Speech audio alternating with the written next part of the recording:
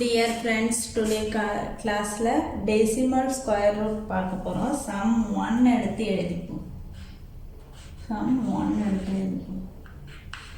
root of 0.000196.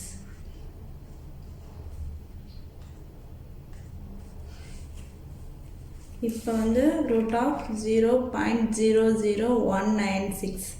இப்போ வந்து இந்த 196 எந்த ஸ்கொயர் நம்பர்னு பாருங்க. இது வந்து 14 ஓட ஸ்கொயர் நம்பர். இப்போ 14 எடுத்து எழுதிப்போம். அடுத்து என்ன செய்ய போறோம்?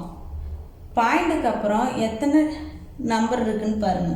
1 2 3 4 5 6 6 நம்பர் இருக்கு. இது 6 வந்து 2 ஆல டிவைட் பண்ணுங்க. 2 ஆல டிவைட் பண்ணா என்ன வரும்? 3. அப்பனா பாயிண்ட்க்கு அப்புறம் 3 டிஜிட் வரணும். இப்பனா இப்போ 196 ஓட ஸ்கொயர் வந்து கண்டுபிடிச்சிட்டோம். அது 14 நமக்கு தெரியும்.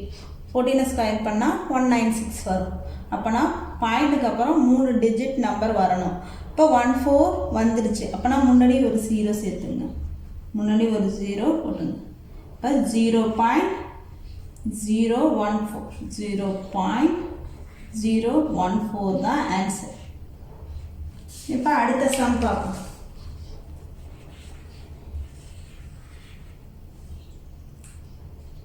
ஸ்கொயர் ரூட் ஆஃப்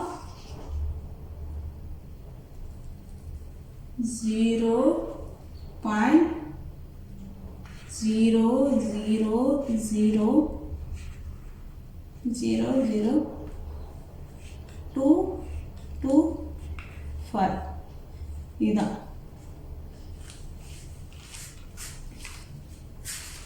இப்போ ஸ்கொயர் நம்பர் என்ன இருக்குன்னு பாருங்க. 225. எந்த நம்பரை ஸ்கொயர் பண்ணால் 225 வரும்? 15 ஸ்கொயர் பண்ணால் 225 வரும். இப்போ அடுத்து என்ன செய்ய போகிறோம்? பாயிண்ட்டுக்கு அப்புறம் எத்தனை நம்பர் இருக்குன்னு பார்க்கலாம். 1 2 3 4 5 6 7 8. 8 2 ஆல டிவைட் பண்ணால் 8 2 ஆல டிவைட் பண்ணால் 4. அப்போனா பாயிண்ட்டுக்கு அப்புறம் 4 டிஜிட் வரணும். பாயிண்ட்டுக்கு அப்புறம் 4 டிஜிட் வரணும். ஏற்கனவே வந்து 225 வந்து ஸ்கொயர் நம்பர் வந்து எடுத்து எழுதிட்டா 15. இப்போ 2 டிஜிட் இருக்குது. அப்போனா முன்னாடி எத்தனை 0 சேர்க்கணும்? 2 0 சேர்க்கணும். 0.0015 0.0015. இப்போ அடுத்த சம் போடுவோமா? அடுத்த சம் 3.